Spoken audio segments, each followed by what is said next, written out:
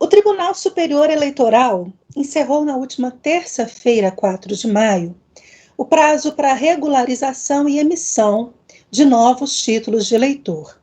E a Justiça Eleitoral já anunciou que o Brasil ganhou mais de 2 milhões de eleitores entre os 16 e 18 anos, entre janeiro e abril deste ano. Não há problemas em incentivar que os jovens se interessem por política e participem ativamente do processo eleitoral. O problema é que a esquerda brasileira sequestrou as campanhas de incentivo para a emissão deste primeiro título para o primeiro voto. Um exemplo disso foi que na reta final da campanha, do prazo estipulado pela Justiça, a vereadora de Uberlândia, Dandara Tonantzin, é assim que pronuncia, Vanderlei? Dandara Tonantzin? Hoje eu evito até falar esse nome, mas deve ser isso aí, viu? Uma petista de Uberlândia fez panfletagem na porta das escolas. A estratégia por trás da iniciativa estava estampada no próprio folheto que foi distribuído, que dizia, entre aspas, né? Primeiro tira o título, depois tira Bolsonaro. Dandara é também pré-candidata a deputada federal. E, para ela, tirar Bolsonaro está entre as suas bandeiras de campanha, acompanhando as diretrizes do partido ao qual é filiada. Além da mensagem explícita para que estes jovens não votem em Bolsonaro, a estratégia foi claramente uma forma de buscar votos para o ex-presidiário e ex-presidente Luiz Inácio Lula da Silva. Além do panfleto distribuído nas escolas, a vereadora petista publicou um vídeo em seu perfil oficial no Instagram, elencando os prováveis motivos pelos quais, na visão dela, é preciso, entre aspas, tirar Bolsonaro. Por que você precisa tirar ou regularizar o seu título de eleitor? A esperança é Lula 2023 para tudo melhorar, porque do jeito que está, Bolsonaro está acabando não, ele já acabou com o Brasil. Nunca vi, gente, a pessoa viu que estava todo mundo na crise do coronavírus, o cara debochando da saúde. O que eu posso fazer por quem morreu? O pobre estava se sensibilizando com o rico, um querendo ajudar o outro, e o presidente nem aí pra gente. Como não toma vacina? Se é a vacina que era a nossa esperança, gente. Se ele tivesse comprado a vacina desde o começo, que o Brasil foi um dos primeiros países a receber a coisa da vacina, não teria morrido um terço das pessoas que morreu. Ele humilhou o pobre com as palavras dele, humilhou o ser humano com as palavras dele. Correr atrás para mudar, para melhorar a saúde, dar máscara para a população. Fechou as coisas, claro que teve que fechar, gente. Como é que todo mundo doente, um contaminando o outro e entra nesses ônibus lotados do jeito que é? Falava, não, mas ele diz que é a favor da família, diz que vai mudar, diz que é isso e aquilo. Mudou foi nada. Tá nem aí pro preto, pro pobre, pro favela, tá nem na verdade tá indo por ninguém, só por ele mesmo. Tire ou regularize seu título ainda hoje. Ellen? É, assim, vergonhoso, mas mais vergonhoso ainda é você ver órgãos oficiais como TRE, TSE, fazer campanha, incentivar campanhas desse tipo de coisa. Não do tirar o título, isso é importante, mas você vê eles retuitarem ou curtirem campanhas, como aconteceu, por exemplo, com Anitta, né, que estava ali fora Bolsonaro. Então, um órgão que deveria ser oficial neutro, né, que deveria só falar, gente, vamos tirar o título, não, é uma papagaiada.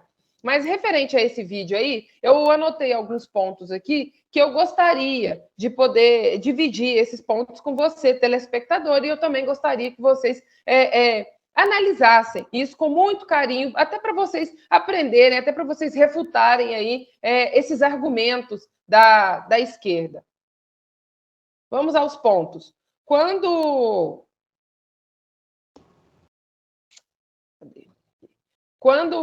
a gente diz que falar que a esperança é Lula, nós precisamos lembrar que ele e seu governo saquearam esse país, quebraram empresas e deixaram o Brasil quebrado. Ele é um ladrão condenado. Não foi inocentado, pelo contrário, foi condenado por mais de uma dezena de juízes em 3 instâncias. O STF não fez uma gambiarra jurídica e mudou o processo de região, ele não analisou e descartou centenas de provas contundentes apresentadas. Está tudo lá. O processo, ele caducou, e aí o cara se sai como mártir da história aí, né? Agora, comparar Brasil e Argentina, que é o mesmo modelo adotado por Lula e pela esquerda aqui no Brasil. A inflação ao consumidor na Argentina, acima de 52% em 12 meses. Inflação mais alta que na Venezuela. Na Argentina, 4 em cada 10 pessoas são pobres. 1 a cada 10 vive na miséria, tá? E aí isso é governo, isso é o reflexo desse governo que muitas pessoas ainda insistem em defender por ignorância ou porque você está ganhando alguma coisa com isso. A esquerda não sabe trabalhar sem dinheiro, não trabalha sem desvios. Uma das poucas oportunidades que a esquerda teve de lidar com o dinheiro público durante a pandemia, eles roubaram o dinheiro, que foi no consórcio Nordeste. Roubaram. A CPI do Senado investigou isso? Não, porque tudo é Bolsonaro, Bolsonaro, Bolsonaro, né? Mas eles roubaram o dinheiro. O consórcio Nordeste, liderado por governadores e outras lideranças da esquerda, amigos desse 9 dedos aí que vocês insistem, que pessoas insistem em defender por ignorância, mais uma vez, pagaram 48 milhões de reais para uma empresa desconhecida que trabalha com produtos à base de maconha para fornecer 300 respiradores. Esses respiradores nunca foram entregues e os 48 milhões de reais desapareceram. Aí você tem uma senadora que é, por acaso, candidata à presidência, falando que não é porque eles roubaram que isso tem que ser investigado na CPI. Teve essa fala, gente, teve essa fala. Esse é o modus operandi do Lula, dos seus apoiadores de esquerda. Imagina se eles estivessem no poder nessa pandemia. Imagina se fosse o professor Haddad que tivesse. Nós estaríamos passando fome e comendo cachorro, igual acontece na Venezuela. O quanto não teriam saqueado esse país. Agora, um outro ponto que foi abordado no vídeo sobre a vacinação. Vamos lá. A vacinação no mundo começou em dezembro de 2020. No Brasil, iniciou um mês depois. Nos países que começaram antes, é importante dizer que lá eles fabricam as vacinas. Aqui nós não fabricávamos vacina na época, tá? É mentira quando dizem que o governo poderia ter comprado as vacinas meses antes. Não poderia. A Anvisa não havia autorizado nenhuma vacina. Imagina se o governo compra milhões de doses sem autorização da Anvisa e, por algum motivo, ela não aprova. Isso seria um crime do governo, tá? Um crime que o governo comprou e começou a aplicar. Tão logo que a vacina, a Anvisa, ela aprovou a vacina, o que aconteceu? O governo comprou e começou a aplicar. Ponto final. Com doses para todos os brasileiros. Não é uma só, não.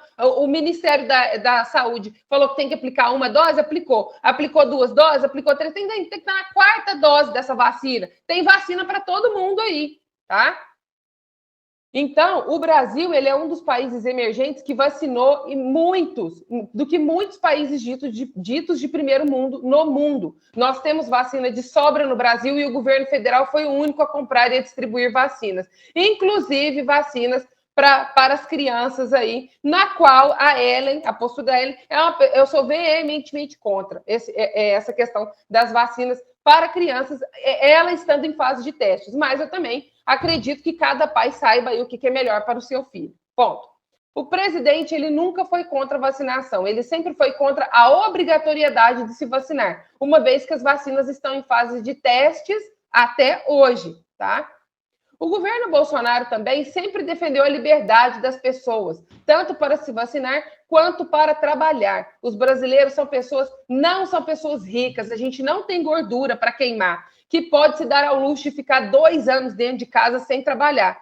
Às vezes essa esquerda do iPhone aí, às vezes eles querem isso, né? Agora, nós brasileiros, nós precisamos lutar todos os dias para levar o pão para a nossa casa, precisamos trabalhar, a gente precisa disso, a gente não tem reserva, gordura para secar, não. E o Bolsonaro luta e lutou por isso, ele sempre lutou, essa sempre foi a fala dele, tá? E lutou também que nós estamos em uma guerra, então você tem que utilizar todos os recursos responsáveis. Se você quer tomar azitromicina, ivermectina e tudo mais que tiver disponível no mercado, hidroxicloroquina, você toma, porque você está numa guerra, você não sabe com o que você está lidando. E foi isso que ele incentivou as pessoas a fazerem. Você é livre, então você decida sobre a sua própria vida. E não é o governo que vai decidir por ela, tá? Grande parte dos dos governadores e prefeitos passaram a perseguir, espancar, prender e lacrar comércio das pessoas, proibiram as pessoas de trabalhar. Cadê o Ministério Público para trabalhar contra essa barbaridade aqui? Isso aqui é uma barbaridade. Né? Proibiram, então, as pessoas de trabalhar, de sustentar, queriam um caos no país, queria que esse país virasse uma zona de guerra. Nunca foi pela saúde, sempre foi pelo controle. E isso, a mídia tradicional fez questão de mostrar todos os dias, mostrando, morreram tantas pessoas hoje, parecia um necrotério ali. Você não tinha mais notícias, você tinha um necrotério, notícias das mortes. Né? Ele foi para tirar a sua liberdade, para criar um caos no país, com a intenção clara de culpar o governo federal. No começo eram fique em casa. Agora, nossa, a economia, como pode? O arroz esse preço, a gasolina esse preço. Olha o que vocês estavam defendendo no começo da pandemia. Essa conta chega, gente. É matemática simples e básica. Mas o povo viu, começou a ver isso daí e entendeu. E hoje nós vemos que o Bolsonaro ele é o único político que sai às ruas e é recebido por milhões de apoiadores. E eu desafio qualquer um outro político aí a sair e ter o apoio popular que esse cara tem. Tá? Enquanto a oposição mandava as pessoas com Covid ficarem em casa e só procurassem atendimento médico quando estivessem com falta de ar, o presidente Bolsonaro falava para as pessoas procurarem o médico o mais depressa possível, tentassem de todas as formas evitar o agravamento da doença. Hoje, vemos mais uma vez que ele estava certo. Então, você que está defendendo aí, tire o título e depois você tire o Bolsonaro, você presta atenção que país que você quer para você. Se você quer um país ruim, vai viver na Argentina, que lá eles não deram vacina sobrando para as pessoas, não. Deram uma dose da vacina ruim lá da Rússia, da Sputnik, e uma dose, acho que do Coronavac, se você quisesse. Era isso que tinha naquele país socialista lá. Se você quer piorar a sua vida, se você é esquerdista e quer piorar a sua vida, piora só a sua. E aí você muda para Venezuela, muda para Cuba, muda para China, muda para Argentina. Mas você não piora a vida dos brasileiros, não, se você não sabe o que você é, se você é um alienado que só fica reproduzindo o que você assiste na grande mídia. Então, tire o título, sim, e vota com consciência. Vanderlei, agora não dá mais para tirar o título, né? Agora é tentar ajudar esses adolescentes aí a compreenderem este mundo, a compreenderem a verdade, para que eles votem com consciência. É verdade, eu acho que a Ellen já falou tudo aí, né, que tinha que ser dito, esclareceu, fez o contraponto aí perfeito com relação. Agora, assim, pedir para a pessoa tomar vergonha na cara, acho que é muito para um petista, né? Você pedir, ainda mais uma vereadora como essa aí, né, oriunda da Universidade Federal de Uberlândia, né, e o professor Olavo de Carvalho, que eles tanto criticam, né, dizia assim, né, que a pessoa precisa saber de onde essa origem dessas ideias, essas pessoas têm, de onde vem. E uma pessoa ir para a porta de uma escola, distribuir um panfleto desse, tá? Até que tinha um WhatsApp, acho que era lá da assessoria dela, do gabinete, falando, mentindo para os jovens, né? Defendendo um ladrão, um descondenado, que é isso que se trata. Ele é um descondenado, ele cometeu crimes, o maior ladrão do mundo. Até pouco tempo no Google você escrevia, né? Quem é o maior ladrão do mundo, vinha Luiz Inácio Lula da Silva e tal. Virou piada, porque ele de fato era o maior ladrão do mundo, né? Ele, o chefe da quadrilha. Agora, é triste, né? Os jovens, né, graças a Deus, tem uma parcela grande de jovens, né, que acordaram, não viram, eram muito pequenos, não viram um roubo, né, que foi feito. Inclusive, no último dia 1º de maio, tinha uma turminha, nós fizemos uma carreata aqui, em Uberlândia, uma turminha lá de uns 3 jovens, né, gritando, Lula ladrão e tal. Eu peguei e puxei, né, estava em cima do caminhão, puxei o couro, né, Lula ladrão e tal. Aí tinha outra pessoa, estava lá também, né, um eleitor também do Bolsonaro falou, não, a gente tem que esquecer esse vagabundo, a gente não pode lembrar o nome dele. Eu falei, não, essa espiral de silêncio é o que eles mais querem. Tem que falar mesmo, Lula ladrão, tem que apresentar todos os dias os crimes que ele cometeu, porque tem uma geração aí que não conhece isso, entendeu? E vai comprar uma narrativa de que o cara é bonzinho, né, nada fez, né? Foi injustiçado. própria ONU, né, um bando lá da ONU, um comitê lá, sei lá da onde, que falou não, que ele sofreu injustiça. É um absurdo um negócio desse, né? Mas é isso aí, a Ellen acho que já fez um belo contraponto aí dessas narrativas aí, dessa cartilha. Parabéns, Ellen. Maurício? Essa paranoia, né, que tomou conta dessa vereadora, né, ela se espalhou pelo mundo, a ponto de atores de Hollywood fazerem campanha para jovens no Brasil tirarem título. Será que esses caras não têm nada para fazer na vida, não? Agora, o pior não é isso, não. Imagina o celeuma que causaria se, por acaso, algum artista de Hollywood fizesse campanha para o Bolsonaro, né? A esquerda sempre colocou os Estados Unidos como o vilão da história, o demônio, o que deveria ser combatido, etc, etc. Obviamente, se você coloca os Estados Unidos, você coloca todos os americanos no mesmo barco, né? Porque os Estados Unidos só existem porque existem americanos, né? Mas, quando me interessa, quando abarca a minha narrativa, aí o ódio do bem, né? O ódio do bem prevalece. Uma vergonha, Leonardo DiCaprio, meu Deus do céu, Mark Ruffalo, né? Vai se preocupar com os problemas do seu país, deixe os nossos problemas para nós.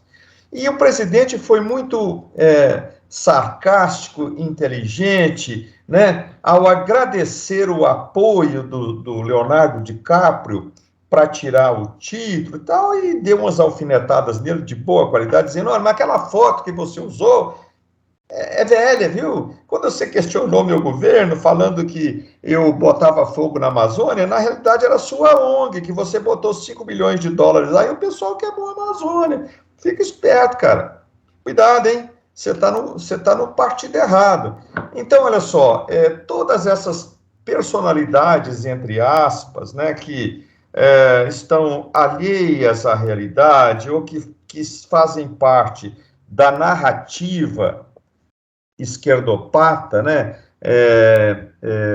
gerada no seio das escolas e das universidades brasileiras, ou da mídia, né, e a classe artística, né, que, infelizmente, não me representa, né, e isso é uma coisa complicada, porque eu tive eu nasci em 53, então eu acompanhei os últimos pelo menos 55 anos, pelos últimos 50 anos, né, a história política brasileira, e que achei que algumas dessas pessoas do universo da arte realmente defendiam a democracia, a liberdade de expressão, etc, etc, e é uma mentira, eles simplesmente defendem o deles, né, e são capazes de cometer os maiores absurdos, né, na defesa do indefensável. Então, a campanha para votar é lícita, a campanha para tirar voto, tirar o título de eleitor é lícita, mas, infelizmente, a apropriação indébita dessa atitude cidadã pela esquerda se tornou uma coisa asquerosa. Lamento muito que os nossos jovens estejam passando por esse processo de doutrinação ideológica, né? Eu não sei o que vai ser desse pessoal no futuro. Eu não verei, né? Por um lado é muito bom, né? Porque a gente não vai sofrer. Por outro lado é péssimo, porque será que eu não deveria ter feito mais, né, para evitar essa degradação?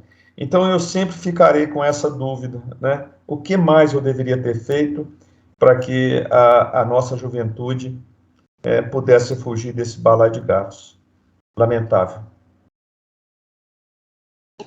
Cabe a nós, né? Ainda tentarmos, não desistirmos.